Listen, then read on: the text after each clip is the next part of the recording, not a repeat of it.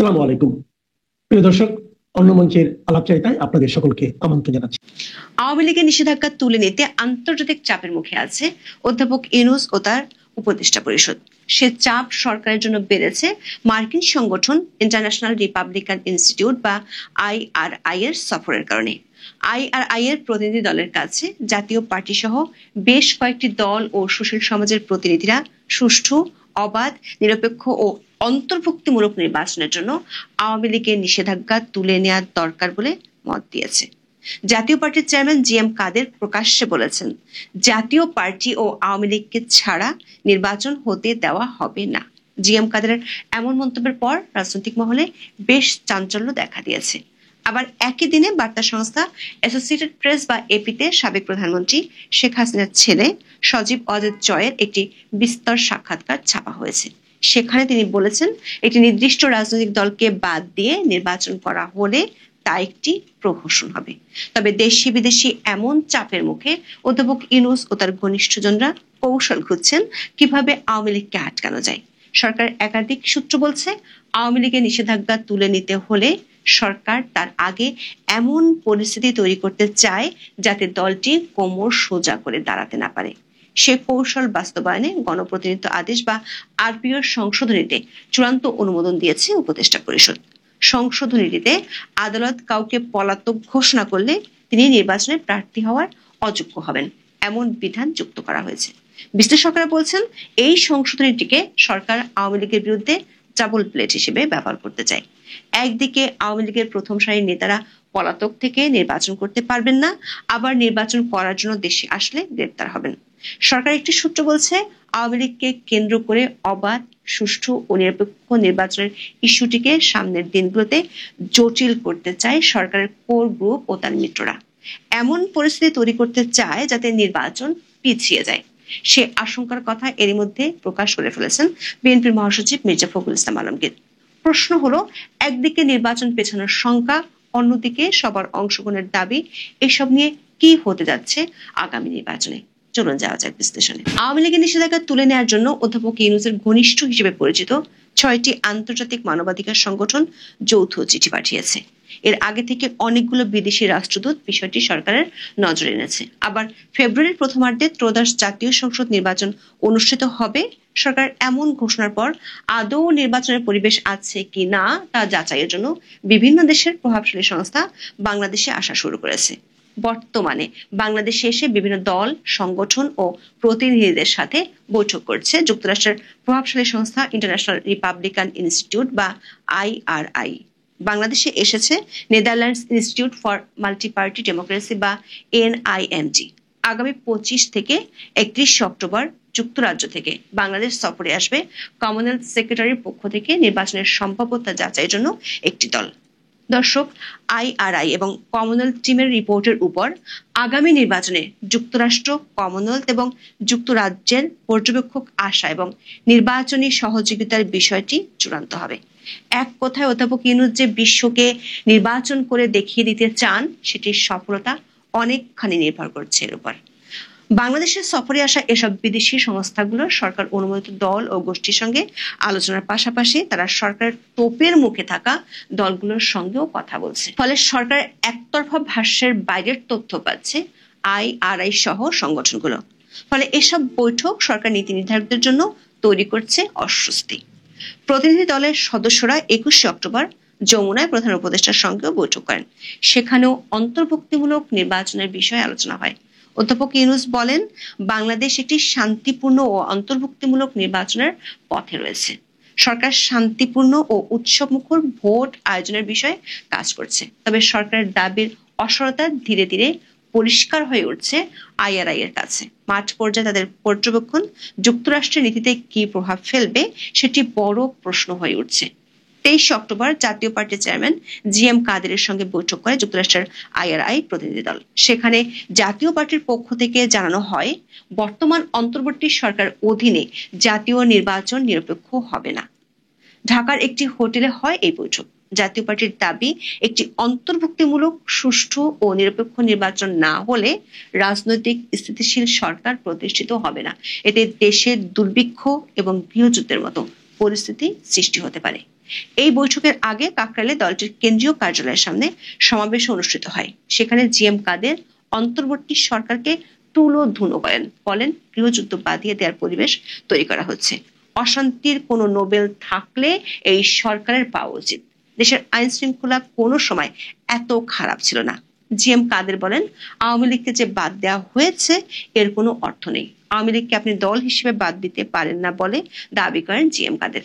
তিনি বলেন, জাতীয় পার্টিকেও বাদ দেওয়া হয়েছে, আর 3% লোক নিয়ে তারা এখন ইলেকশন করতে যাচ্ছেন। তারা এই ইলেকশন করতে গেলে সেটা কোনো ইলেকশন হবে না। সরকারি একটি সূত্র বলছে, অদৃশ্য এক চাপে জাতীয় পার্টিকে সরকার সমাবেশ করতে দিতে বাধ্য হয়েছে। সরকারের একজন নীতি নির্ধারক বলছেন, বিষয়টি খুব রহস্যময়।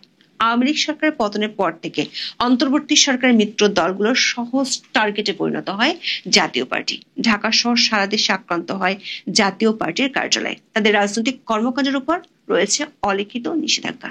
বিশেষ করে ঢাকায় তাদের রাজনৈতিক কার্যালয় একাধিকবার জ্বালিয়ে দেওয়া হয়। গত 5 অক্টোবর কাকরাইলে জাপা কার্যালয়ে হামলা, ভাঙচুর ও অগ্নিসংযোগ করা হয়। সাম্প্রতিক সময় জাতীয় পার্টির সমাবেশে পুলিশি হামলার দৃশ্য দেখা গেছে। সবশেষ কাকরাইলে দলের কার্যালয়ের সামনে 11 অক্টোবর আয়োজিত সমাবেশ পুলিশের হামলায় পণ্ড হয়ে যায়। পুলিশ সেদিন সরকার উচ্চ পর্যায়ের নির্দেশে দলটির নেতাকর্মীকে দাঁড়াতেই দেয়নি। তার মাত্র 2 সপ্তাহের মধ্যে সরকারের নাকের ডগায় ব্যান্ড দলের বাদন আর নেতা কর্মীদের স্লোগানের মাঝে কার্যালয়ে হাজির হয়েছেন দলটির চেয়ারম্যান জিএম কাদের। অদৃশ্য চাপ ছাড়া এভাবে রাতারাতি দৃশ্যপট পাল্টে যাওয়াটা বাস্তবে নয়, উপন্যাসে বা নাটকে দেখা যায়। সরকার ওই নীতি নির্ধারক মনে করেন, অনেকটা ভস্ম থেকে জন্ম নেওয়া ফিনিক্স পাখির মতো উৎসব মুখর হয়ে উঠছে জাতীয় পার্টির কার্যালয়। উপজেলা দিবস উপলক্ষে তারা শুধু বর্ণাঢ্য আয়োজন করেনি, উল্টো সরকারকে শাসিয়ে দিয়েছে আওয়ামী লীগ ও জাতীয় পার্টি ছাড়া নির্বাচন হতে দিবে না। এটা বিদেশিদের কাছে দলটি বার্তা পৌঁছে দিল। কমনওয়েলথের টিমটি আসার আগে সরকার এই মুহূর্তে কোনো দলের উপর বল প্রয়োগ করে বিদেশিদের কাছে ভুল বার্তা দিতে চায় না। 23 অক্টোবর বাংলাদেশে নিযুক্ত জার্মান রাষ্ট্রদূত ডক্টর রুজিগার লোট্রোজো নির্বাচন কমিশনকে বলেছেন, তারা নির্বাচনে বহু দলের অংশগ্রহণ চায়। সরকারের সূত্রগুলো বলছে, বিদেশি সংগঠনগুলোর কাছে সরকার অনেক মিত্র দলও বলছে সরকার নিরপেক্ষভাবে কাজ করছে না। এমনকি সরকার প্রেসক্রিপশনে একদিন আগে আইআরআই প্রতিনিধি দল জাতীয় পার্টির আরেক অংশের সঙ্গেও আলোচনা করে। সেখানেও তোলা হয় সরকারের ভূমিকা নিয়ে প্রশ্ন।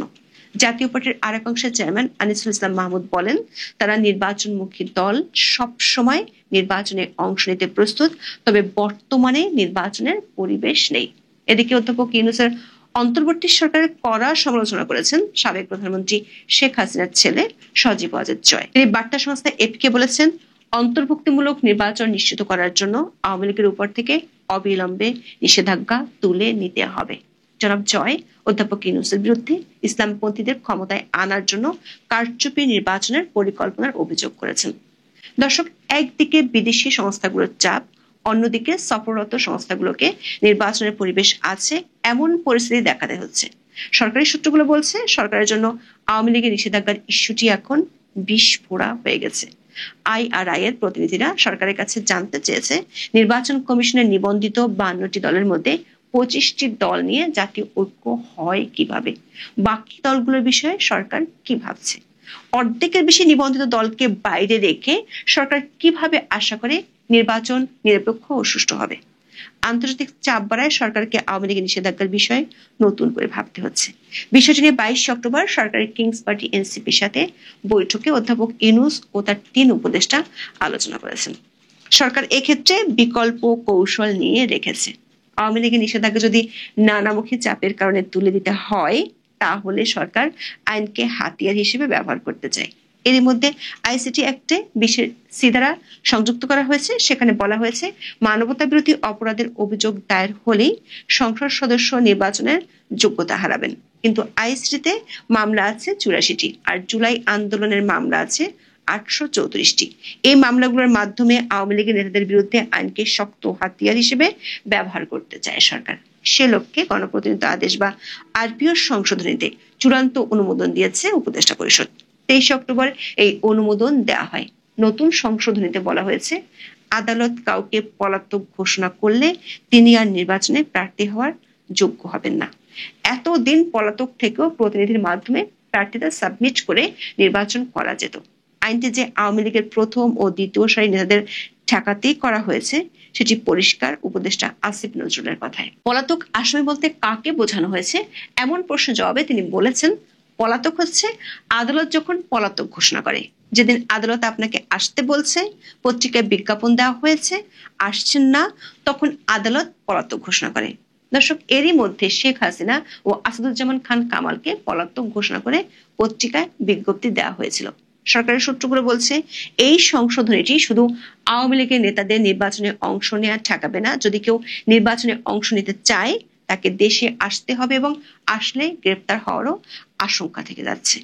নির্বাচনের আগে আওয়ামী লীগের জন্য এমন একটি পরিস্থিতি সরকার তৈরি করতে চায় যাতে দলটি কোনো সময় না পায়। সংবাদ সংস্থা এপির কাছে দেওয়া সাক্ষাৎকারে এই বিষয়টি সামনে এনেছেন সজীব ওয়াজেদ জয়। তিনি বলেছেন, নির্বাচনী প্রস্তুতির সময় না দিলে সেই নির্বাচন আন্তর্জাতিকভাবে স্বীকৃতি পাবে না, কারণ অন্তর্বর্তী সরকার অধীনে ব্যাপক রাজনৈতিক হয়রানি ও মানবাধিকার লঙ্ঘন চলছে।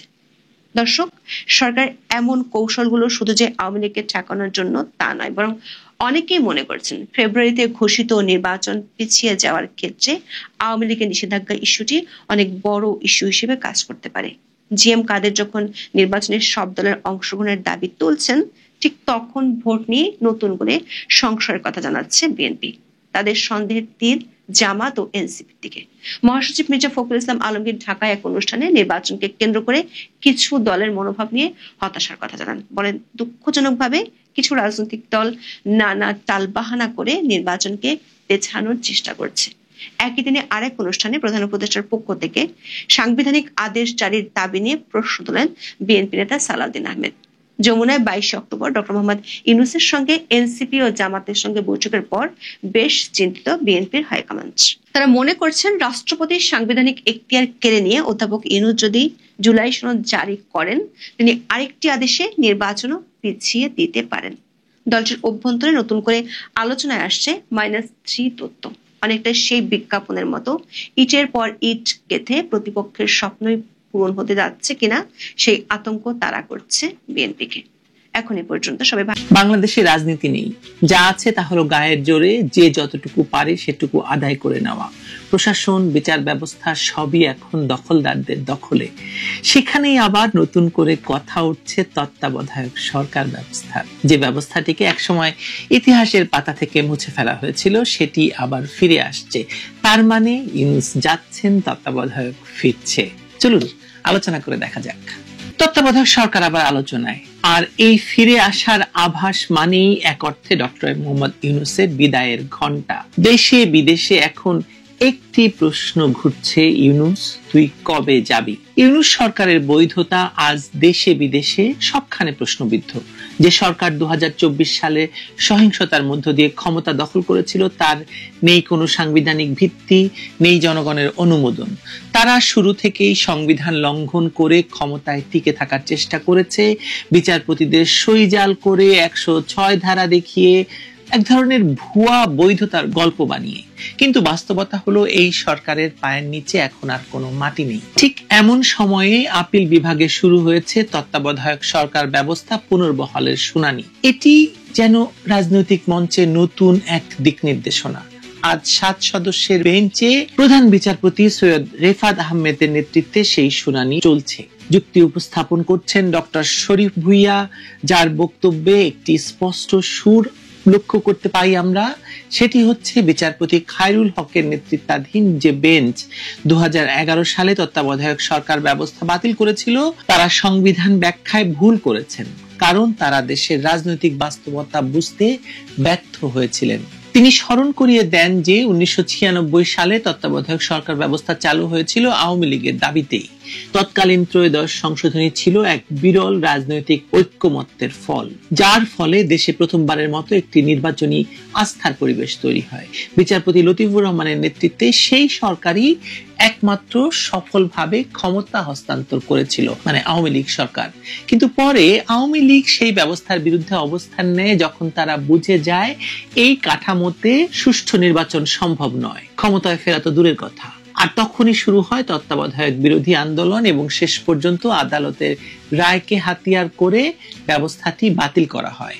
কিন্তু আজ ইতিহাস ঘুরে আবার একই জায়গায় এসে দাঁড়িয়েছে। আওয়ামী লীগের পতনের পর দেশে যে অন্তর্বর্তী সরকার গঠিত হয়েছে তার নেতৃত্বে রয়েছেন ডক্টর মোহাম্মদ ইউনূস, যিনি শুরু থেকেই দাবি করছেন তিনি সবার সরকার চালাচ্ছেন। বাস্তবে দেখা যাচ্ছে সেটি আর কারো নয়, কেবল তার নিজস্ব গোষ্ঠীর স্বার্থ রক্ষার মিশন। কোনো নির্বাচনই হয়নি, কোনো সাংবিধানিক প্রক্রিয়া মানা হয়নি, এমনকি যে আদালতের নির্দেশের কথা তারা বারবার বলছে তার কোনো কাগজও তারা দেখাতে পারেনি। এই সরকারের সিদ্ধান্ত, নিয়োগ, পদোন্নতি সবই এখন প্রশ্নের মুখে। এমন প্রেক্ষাপটে বিএনপি, জামায়াত ইসলামী, সুশাসনের জন্য নাগরিক সহ বিভিন্ন নাগরিক সংগঠন এবং রাজনৈতিক দল আবারও এক কণ্ঠে বলছে এখন সময় তত্ত্বাবধায়ক সরকারের, কারণ এই ব্যবস্থাই পারে একটি সর্বদলীয় নিরপেক্ষ নির্বাচন আয়োজন করতে। এই চাপের মধ্যেই বিএনপির শীর্ষ নেতৃত্ব দেখা করেছে ডক্টর ইউনূসের সঙ্গে। বৈঠক শেষে মির্জা ফখরুল ইসলাম আলমগীর সাংবাদিকদের বলেছেন তারা প্রধান উপদেষ্টাকে সরাসরি বলেছেন এই সরকারকে এখন তত্ত্বাবধায়ক কাঠামোয় যেতে হবে। প্রশাসন, বিচার ব্যবস্থা, পুলিশ সব জায়গায় নিরপেক্ষতা নিশ্চিত করতে হবে। অর্থাৎ তারা আর ইউনূসের নেতৃত্বে কোনো রাজনৈতিক ভবিষ্যৎ দেখছেন না। ফখরুলের বক্তব্যের ভেতর এক ধরনের আনুষ্ঠানিক বিদায়ের ইঙ্গিত আছে। তিনি বলেছেন সরকারকে নিরপেক্ষতার পথে হাঁটতে হবে, দলীয় প্রভাব মুক্ত করতে হবে প্রশাসন। এর মানে দাঁড়ায় তারা মূলত ইউনূস সরকারের উপর আর আস্থা রাখছেন না, বরং তাকে অনুরোধ করছেন সরে দাঁড়াতে এবং ক্ষমতা তত্ত্বাবধায়ক সরকারের হাতে দিতে। ইউনূস সরকারের পতন এখন তাহলে সময়ের ব্যাপার মাত্র।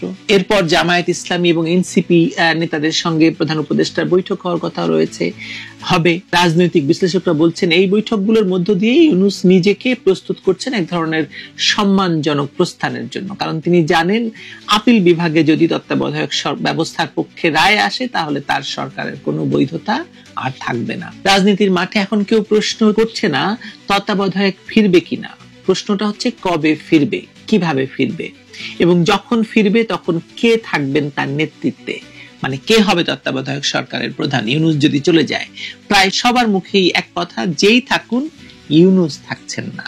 দেশের রাজনীতিতে তার ভূমিকা এখন শেষ। আসলে বাংলাদেশের মানুষ বরাবরই একই শিক্ষা পেয়েছে, দলীয় সরকার কখনোই নিরপেক্ষ নির্বাচন করতে পারে না। আওয়ামী লীগ তা পারেনি, বিএনপি তো পারেইনি। যে ব্যবস্থাটি একবার আস্থা ফিরিয়ে দিয়েছিল সেটিকে রাজনৈতিক স্বার্থে ধ্বংস করা হয়েছে। আজ যখন সেই ব্যবস্থার জন্যই আবার জনগণ, আদালত, রাজনীতি সব পক্ষ একত্র হয়েছে, তখন এটা কেবল আইনি প্রক্রিয়া নয়, বরং গণ আন্দোলনের যৌক্তিক পরিণতি। তত্ত্বাবধায়ক ব্যবস্থা ফিরলে কি হবে?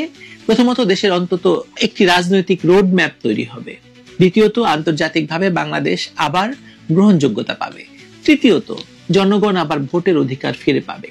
এই তিনটি বিষয়ই ইউনূস সরকারের জন্য খুব বিপদ, কারণ একটি সৎ নির্বাচন মানেই তার সরকারের বিদায়। আদালতের শুনানি এখন মূল কেন্দ্রবিন্দুতে আছে আলোচনা। এখান থেকে কি সিদ্ধান্ত আসে সেটাই ঠিক করবে পরবর্তী রাজনীতির পথ। তবে সব দিক থেকে ইঙ্গিত একটাই, ইউনূসের দিন শেষ, তত্ত্বাবধায়ক সরকারের ফেরাটা এখন সময়ের ব্যাপার মাত্র। বাংলাদেশের ইতিহাসে ক্ষমতা কখনো শূন্য থাকে না, কেউ না কেউ এসে জায়গা দখল করে। পৃথিবীর সব দেশেই এটা সত্য, এবারও তাই হবে। কিন্তু এবারের পরিবর্তনটা ভিন্ন, কারণ এটি জনগণের চাওয়া থেকে উঠে আসছে, দলীয় ষড়যন্ত্র থেকে নয় বা সন্ত্রাসীদের দ্বারা দখল করা নয়।